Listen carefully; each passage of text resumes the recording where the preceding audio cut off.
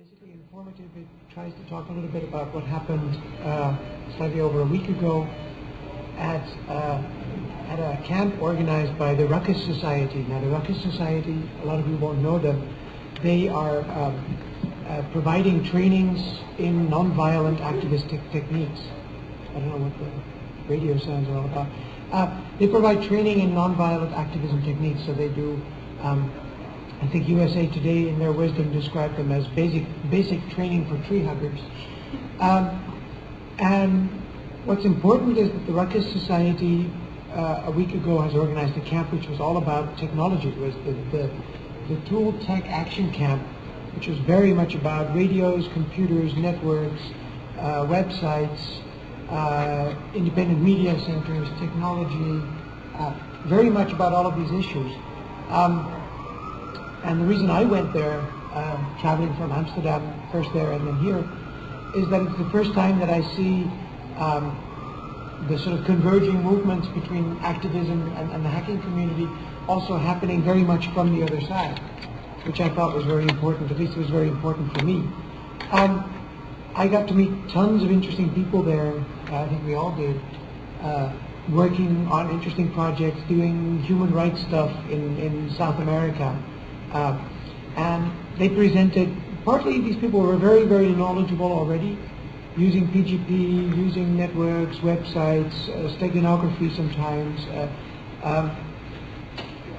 high-tech radio dispatch centers with tactical advisory structures being set up in cities with major demonstrations. I was amazed at the level of technical sophistication in the activist world already happening. And partly there's still a lot of questions. There's a lot of teaching to be done. There's a lot of stuff that these people want to know, which are really hacker topics.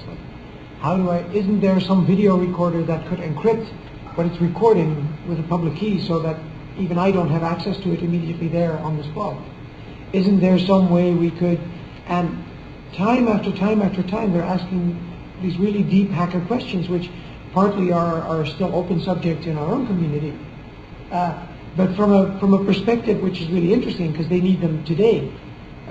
We're not talking about people entertaining these thoughts sort of hypothetically because they've read on sci.crypt that it's really interesting problem. No, they're entertaining these things because the Nigerian government is killing their people, is killing their informants, or because.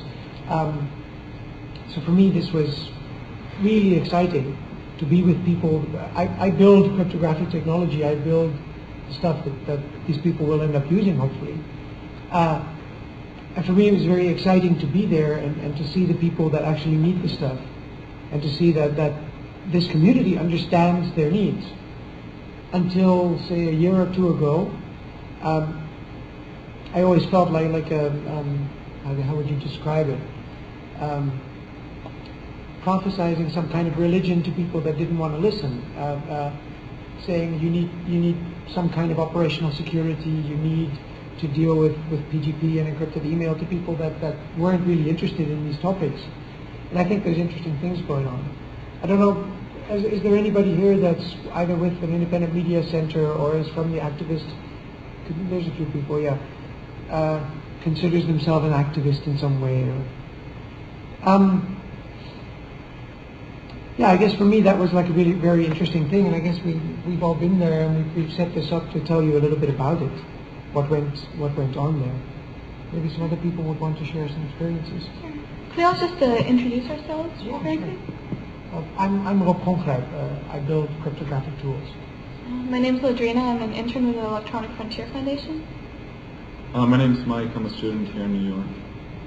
My name is Joshua, and I work at the New Media Center globally doing tech work. I think I'll talk a little bit about the planning of the camp. It only happened last week, but it actually was conceived quite a while ago, and the first planning meeting for it was about a year ago.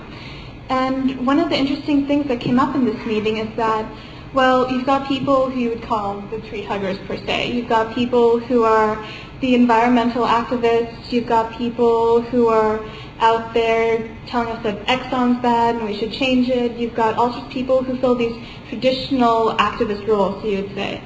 Then again, you've also got people who are activists within the technology community. You've seen right here, we're talking about the DMCA, we're talking about cryptography, we're talking about all sorts of things within this community that we'd like to change.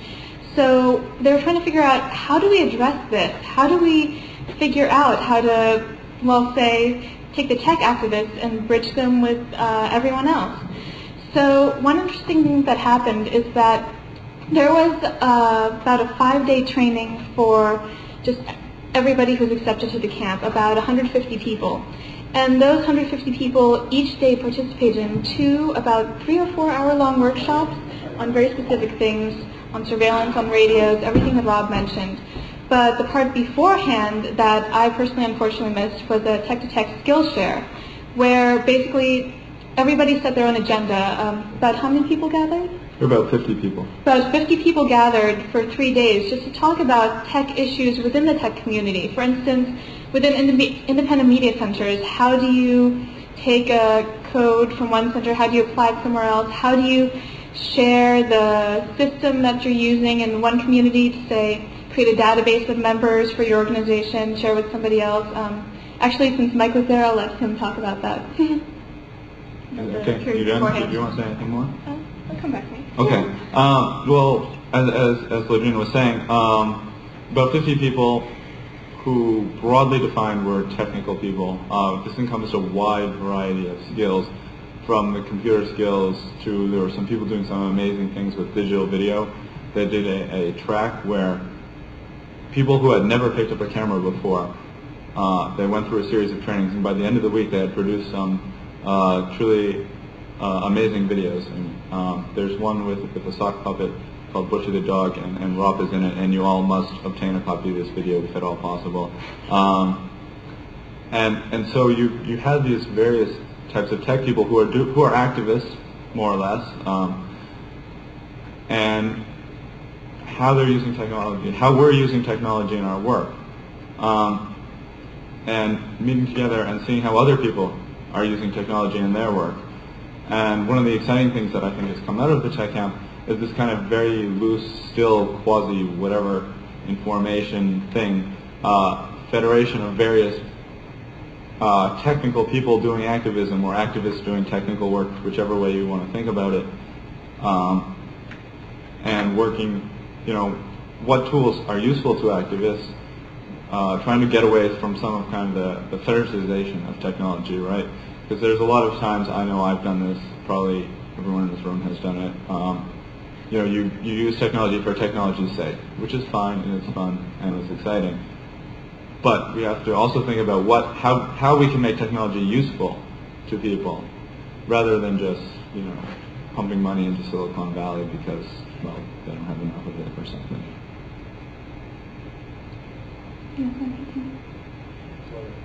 You want to introduce yourself real quick? Sure. My name is Biela, and I presented at Ruckus on free and open source software. And one of the interesting things I thought actually was bridging the gap between sort of non-technical activists and technical activists through sort of ethical grounds. And my presentation was attended by some very non-technical people who are sort of scared to adopt free and open source software because it's like hard to install and like where am I going to get help.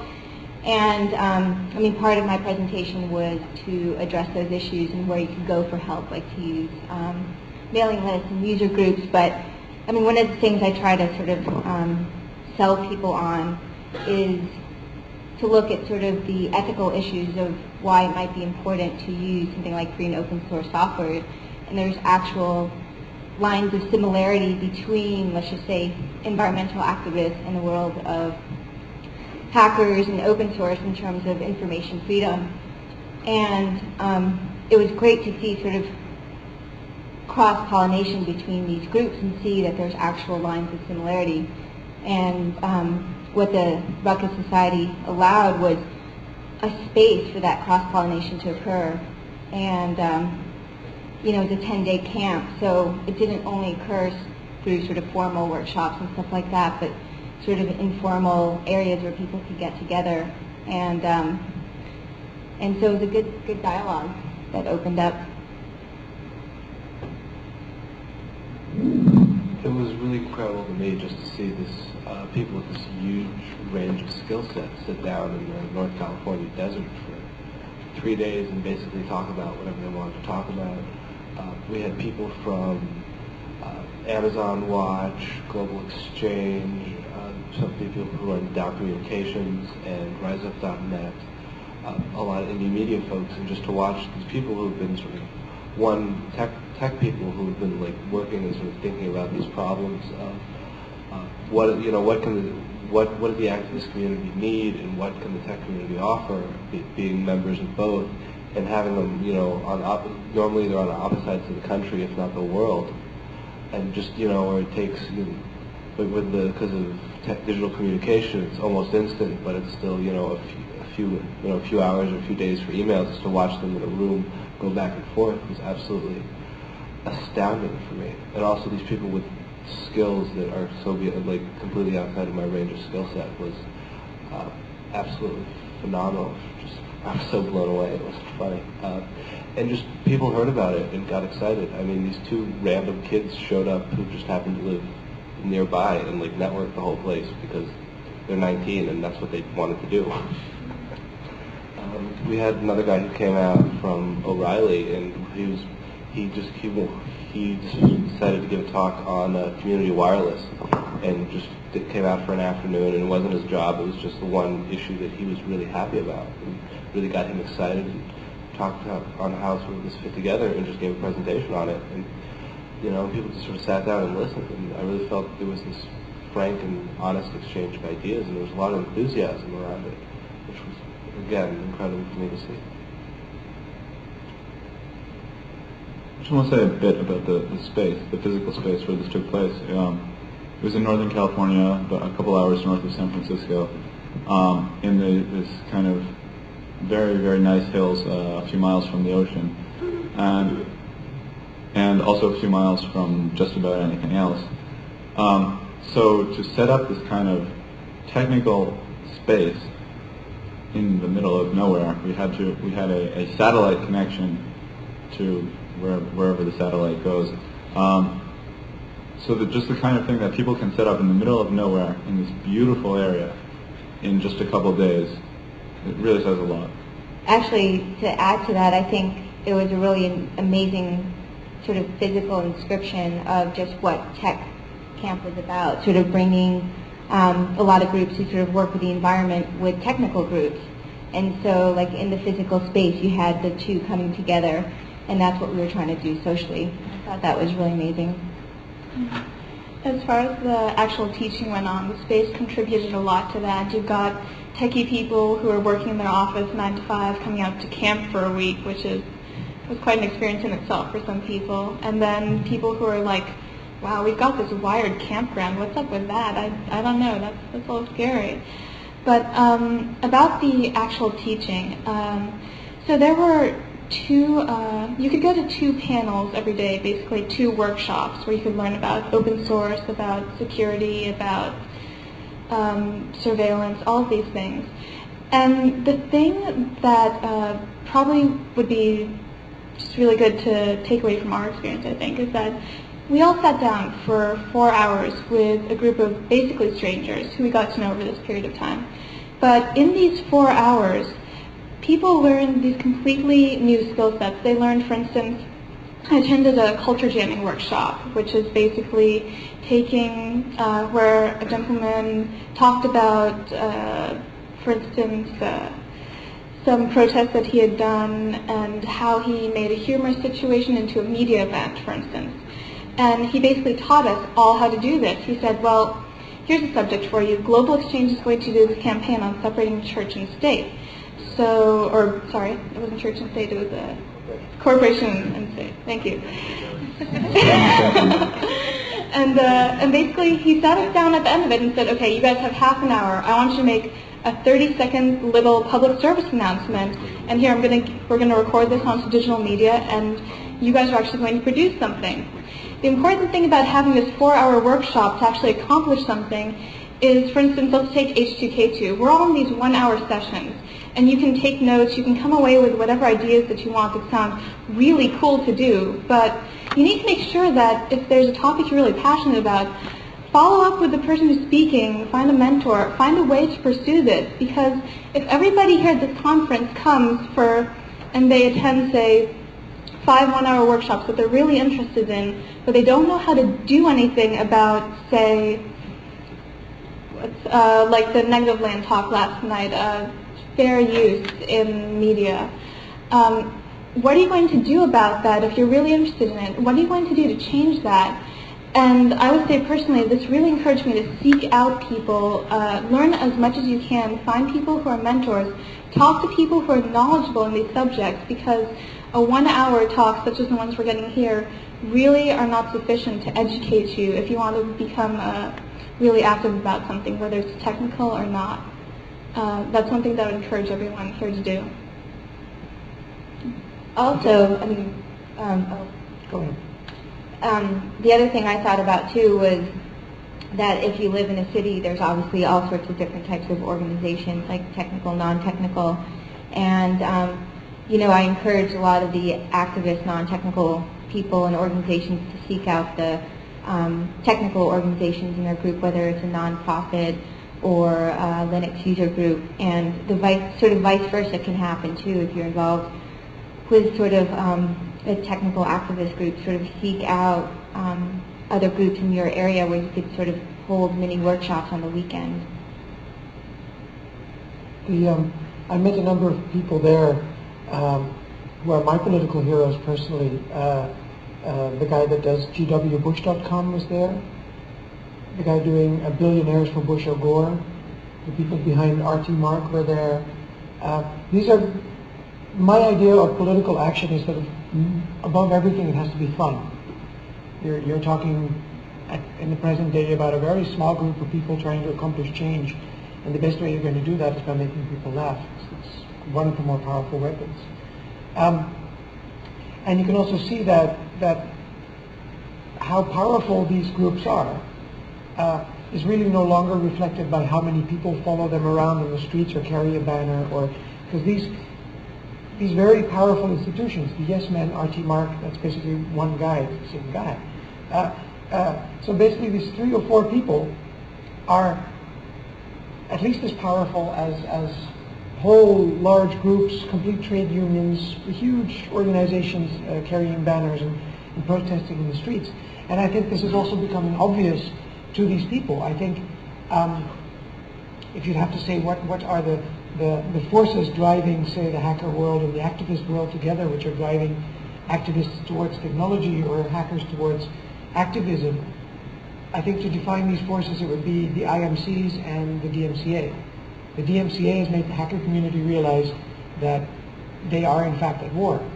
That this is not about kids breaking into computer systems and we can stop doing that and go do other stuff. But this is in fact about their core principles and beliefs, and that if they don't do anything, they're going to lose. Whereas the activist community has seen firsthand through RT Mark and through, does everybody here know what RT Mark does? They do some insane stuff. RT Mark, also sometimes called the Yes Men, they have made the World Trade Organization issue a press release that they were not in fact disbanding to reform under a new charter which would be based on the Universal Declaration of Human Rights. Now, if you could force a large organization employing thousands of people to issue a press release like that, that's brilliant. Sorry? There's a lot of good stuff on RT Mark. Yeah, they do many more things. I'm just saying. There's a lot of cool ideas up on RT Mark as well. Yes, they're very, very interesting. rtmark.com. Sorry? Yeah, all the information is on that site, I think. They also have gap.org. Yeah. So if you go looking for information on the Global Arrangement on Tariff and Trade at gap.org, you'll find their site and not the WTO. So. But I think the activist community is also seeing this force multiplier factor. They're seeing that certain groups in their midst are just phenomenally much more successful than others, and that usually it has something to do with mastering technology and mastering how to talk to large groups of people efficiently, how to mess up other people's structures and communications, not by hacking into them, but just by understanding how they work and how to throw a monkey wrench in them most efficiently. So I think that for me, this is the last year, the last 2 years have been the years where these developments really came to a head, where really important things happened.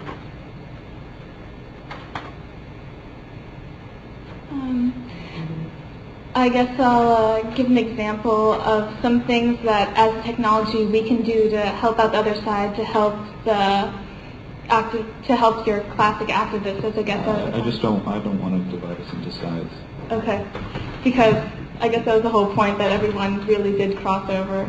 But as somebody who, as a technology expert and as an activist who would like to get more involved in the activist community, is that fair to say? There are organizations who need things that might seem really small to you are really important to them. If you can help somebody learn how to use PGP, get that up and running on their system, if you can help them build a website, not just help them build it, but teach them how to code, teach them how to maintain it, help them along in this process, these small groups will be very grateful for your time, and I think that you'll receive a lot back in the end, a lot of gratitude, and just getting involved is really just, that's even the simplest level, and it's so easy to do. Is there anybody here? Let's have this more sort of. I wonder about that. Yeah. And come up to the microphone, please. I think I tried to talk to lots of activists about computers, and I think I found lots of activists who don't want to know anything about computers. So one of the questions I had for you was, did you find that there were certain ways of talking about things at this conference, or certain, I don't know, passive like sections of language that you guys found useful for communicating between two groups that use really different vocabulary? Working on it. I'm sorry, you have two different, it's just like one. I don't think so. Can it be on? Very different vocabulary. Is there some area that you found where they shared vocabulary? Was there a particular type of communication between the sort of the geeks and the activists that you found more effective? Because I think in a lot of ways, I'm sorry, just one thing, the geeks have a lot of hard times fielding questions they feel like are stupid, and activists a lot of times will be put off by things that they won't. So if you guys had such an incredibly successful conference, I'm wondering if you can kind of help us when we're trying to have interactions in unstructured environments, what types of specific techniques you came across that helped information move freely and pass over people's biases, like, oh, I never got past algebra, so how can I possibly make a website? You know? I think There was definitely a sort of a sensitivity thing at the beginning, like, let's not all use acronyms and instead explain what they stand for, which I think was a revelation to a lot of non-geeks there, that most of the geeks actually have no clue what these acronyms stand for. Yes, it's usually bullshit, and it doesn't really explain anything that goes on, and that was a revelation, I think, to a few people. And yes, there were irritations as well. There were some people talking in fast geek speak, and others saying, "Well, I don't understand a word you're saying. Why don't you help me?" But I think mostly people were trying to help each other and trying to solve these problems. But you just have to pay attention to who you're talking to. I usually go off, explain some technical concept, and I try hard to make it where I really go into the technical depth of it. I really try to explain why it's this way and why this detail is such. But I try to do it in such a way that it makes sense to the people that don't have the technical background, and that they can easily skip whatever parts are technical and still get the sort of executive summary as to why they should care, or why it's important, or why they should listen to people that think this and not that. So given that, yes, there's like the old style activism and also very American thing, the sensitivity, political correctness sort of thing, which still lingers in the activist world a lot more than it does in communities where I'm from. The persons identifying as male caucus, and the going off in 5 different groups and writing down ways in which white male culture dominates other cultures. And this white male guilt trip that is, that happened there, and I don't think it's a particularly helpful or positive. It's a means in which these people are, in my humble opinion, giving each other headaches, which has a lot to do with American Puritanism, which just happens to got disconnected from religion. But that's just my personal rant, and it really wasn't dominant there. I'm told it was much worse 5 years ago in these communities. So it wasn't dominant, and it didn't at any moment spoil my good time. But I'm just saying there's all sorts of sensitivities between and inside these communities that you just have to deal with. And you just try to get along. I'm going to register my disagreement with Rob's rant and then answer your question. I think that, it's often hard for me and for other people to stop thinking about the technology and think about the activism and not, use the technology. Most people don't care what HTML is or HTTP or any of this. They just want a website. And how can we do that?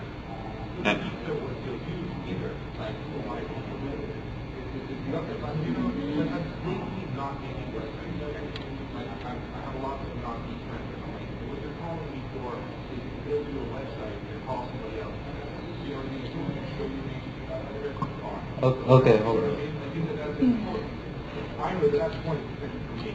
Just to summarize, there's a gentleman in the front who doesn't like making websites for his friends. He's refused to do it and not wanting to be. We're just trying to keep everybody involved. I it's great that you're excited. We just want to keep everybody participating to some degree. So, did you want to field that, or? He is willing to teach people how to use a web editor.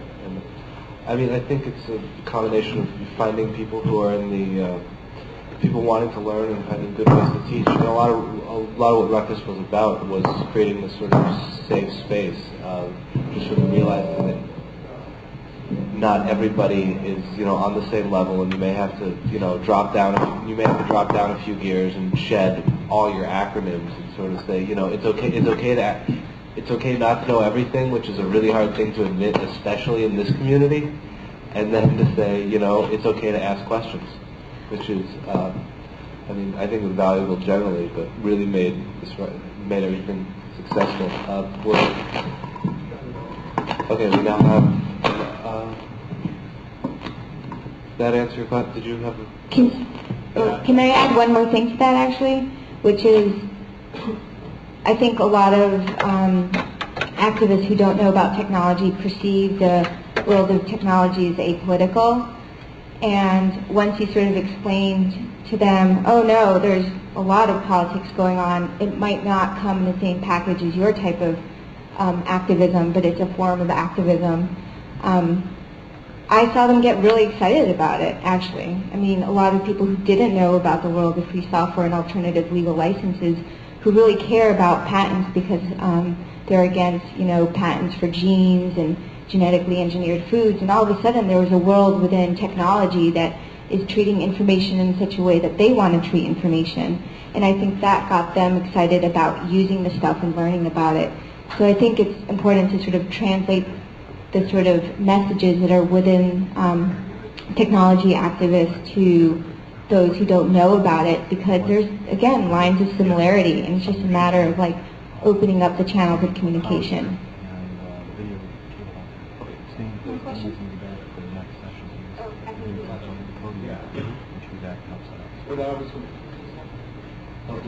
It's the board. Hold on. Hello. Thank you.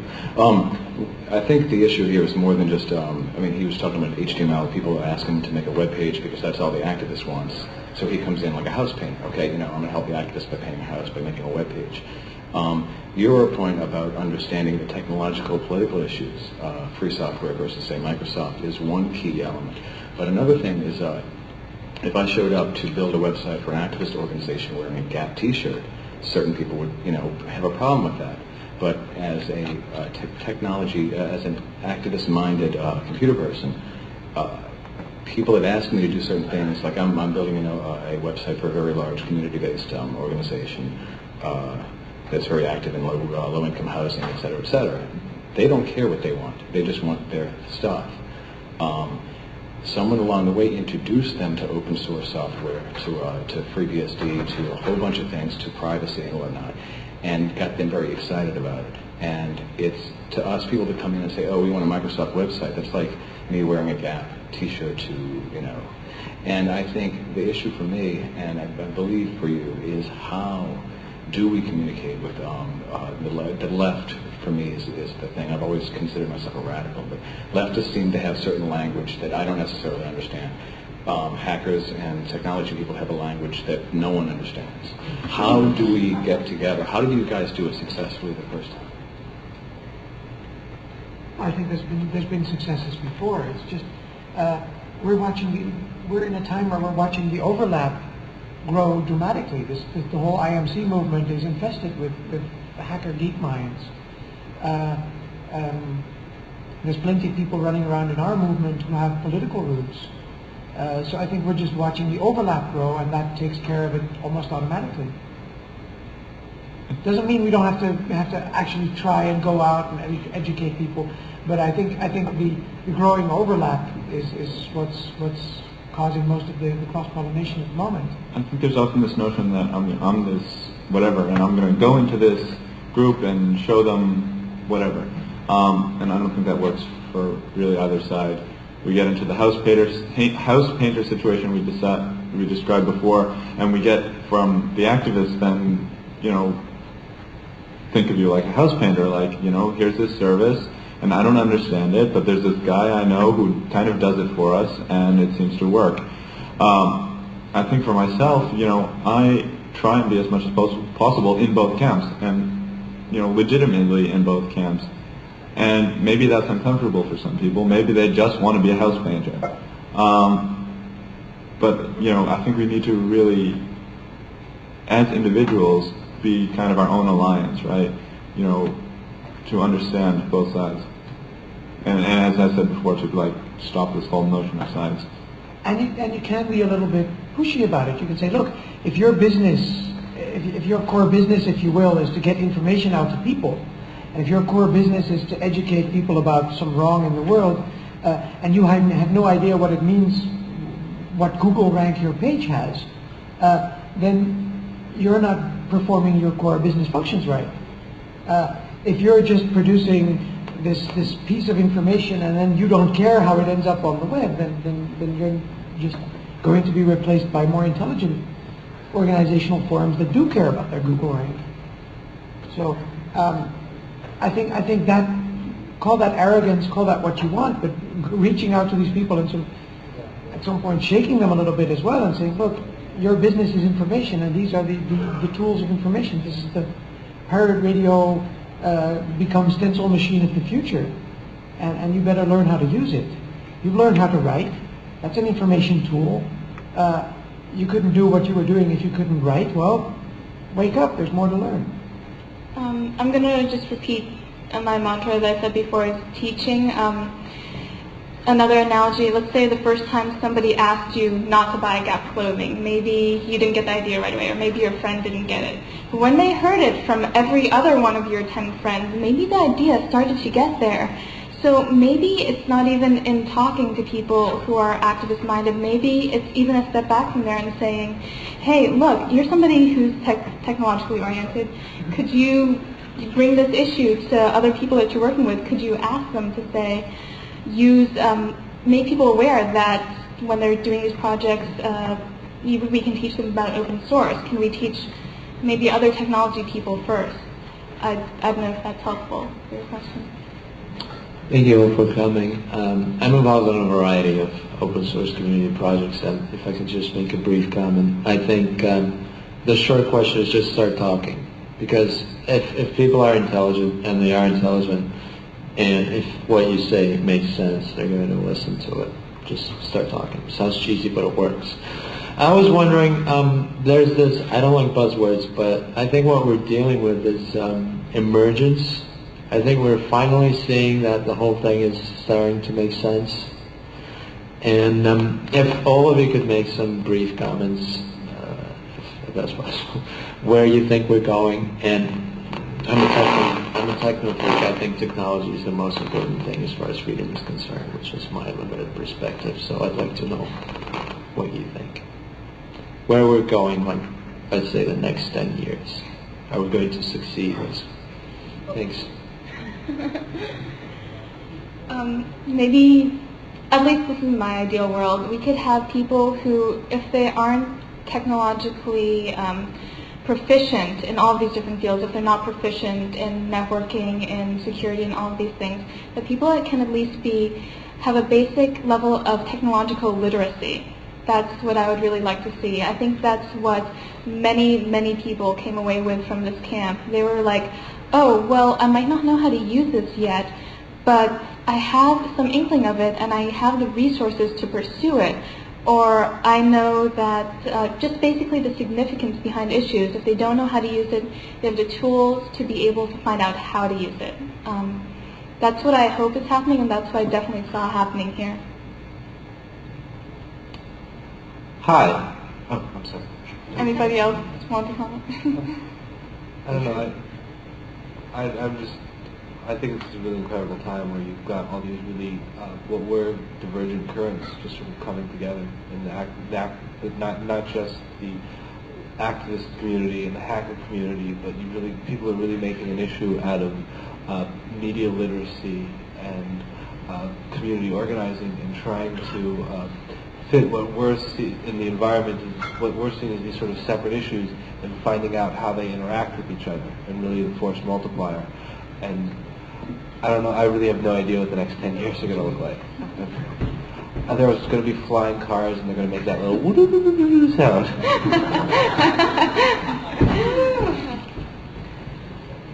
That's my prediction for the future. Then the flying cars are going to use up lots of oil and cause wars. Actually, also, I mean, from seeing how things have just changed in the last 4 or 5 years, I'm actually mostly an anthropologist, and I have been following like free and open source, and also have a foot in activism, and it's been really great to see just sentiments change in both communities they have, and I think we're at this juncture point where they're becoming, they're not even separate. I mean, there's people in sort of open source who are like really involved in indie media and vice versa, and as we become aware of this now, it's just sort of to keep forging ahead and making sort of alliances between these different but connected domains.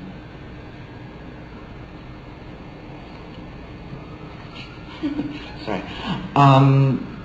I recognize what Mike was saying earlier about not wanting to make the distinction between hackers and activists. I think that's valuable. If I could make it for a moment, though, and speak about activists who are not technologically savvy and hackers who are not activist savvy. We've already spoken about the Ruckus Camp trying to bring the non-technologically savvy activists more towards the center of that spectrum. But I was wondering if any of you could speak about any efforts to do sort of the opposite. Speaking as somebody in the, who bridges both, seeing the Free Dimitri protests pictures, which frankly kind of horrified me. It seemed like they had a lot to learn from activists, and if any of you could talk about any efforts that are being made to either promote that or what could be done. One such effort was the Ruckus Camp last week. Yeah. Another such effort was I went to some of the Free Dimitri protests and tried as much as I could to offer some activism advice. I think it has to be done individually on a local level. I think the fact that we're all here and the program here isn't all about just security exploits, but it's very much about independent media. It's very much about, look at the guy that does Boondocks, I forgot his name, that was here yesterday. Just all this stuff happening here, part of the curriculum, which isn't so much about some deep technological issue. I think that is very much us converging in that direction. And I think the DMCA did a lot to create that movement. The DMCA, I think, is as I said before, is a turning point in waking up a lot of these hackers who normally wouldn't look out their window to see what was going on in the world. Hi. I just wanted to make a comment that I hope that you folks will follow up on. One of the ideas that was brought to the Ruckus Camp came from an organization I work for in Philadelphia called the Prometheus Radio Project. Pete Treatish was there, and I think it's one of the neatest projects that's actually getting activists from the technological sphere and activists from the free media and political and human rights sphere, and together is the campaign that Media Alliance and Prometheus are starting against the Clear Channel Corporation, because there's going to be some traditional hacking activities associated with that, and also some traditional things like banner drops and protests. And I just wanted to know a little bit more about what was discussed about that, and what other initiatives and plans for campaigns are coming up that are going to be marrying the two wings of the activist movement. There was definitely a lot of micro radio, small radio, pirate radio stuff happening there and discussed. It's not so much my thing. I'm not so much into micro radio. But again, there was lots of strategies discussed. I think there was a workshop on how to link webcasting with pirate radio and how to do that efficiently, and how to not have the webcasting in any way legally involved with any of the pirate radio stuff that happens once they get their signal out there. Just to clarify, I wasn't talking at all about pirate radio. There's going to be a big campaign to attack the Clear Channel Corporation, and even though it wouldn't, like putting low power FM to the side, it's just that they don't have diversity, and it's definitely an issue that technologically, or the people who are interested in free media and free diversity and also traditional kinds of activists can get together about. That's just more what I meant. Okay. There were a few brainstorming sessions with the guy from Artmark, and sort of talking about the idea that it's better to have doom on your side than surprise. So it's better to make a big announcement that something's coming down the pipe than like hit them with surprise, because it just sort of like messes getting their side of their head and take them off their game. To use a terrible sports analogy. I'm not really. It wasn't too much in depth. People were sort of floated a few ideas about coming up with letter writing, a few sort of letter writing campaigns, and linking just limited choice, and really like making that physical connection of, you know, why you hear crap on your radio dial is because if you go to the fact that you go to the same city, you know, different cities, you hear the same crap. It's because it's all being programmed out of the same place. And another good, this is September, there's the National Association of Broadcasters is meeting in Seattle, and they're doing, I think they're doing media literacy stuff leading up to that, and I can't remember what the dates are. It's 12th through 14th is what I'm told. It's on, I think it's microradio.net is hosting it, and it'll be on Seattle. There should be an upcoming notice on seattle.indianmedia.org, but it wasn't, unfortunately, it wasn't too much, it wasn't discussed too thoroughly. We have just 5 minutes left, so before we take your next question, we want to thank the Alameda County Computer Resource Center, that's what the acronym stands for, who provided all hundreds of computers for the Ruckus Camp, and this gentleman is from that organization.